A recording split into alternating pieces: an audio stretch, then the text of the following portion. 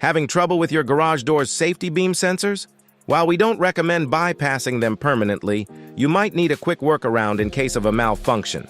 Here's how to temporarily bypass the safety beam on garage doors.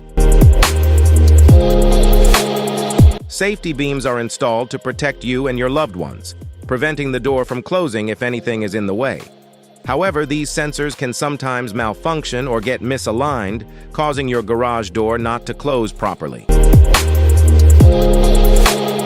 Before bypassing the safety beams, check if they are blocked by dirt, debris, or misalignment. A quick clean or adjustment can often fix the problem.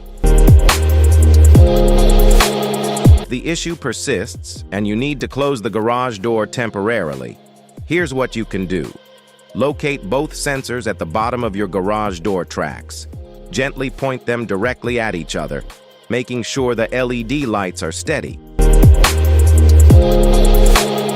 Another method is to hold down the wall-mounted button continuously until the door is fully closed. This overrides the sensor for the moment but keeps the safety beam intact for future use.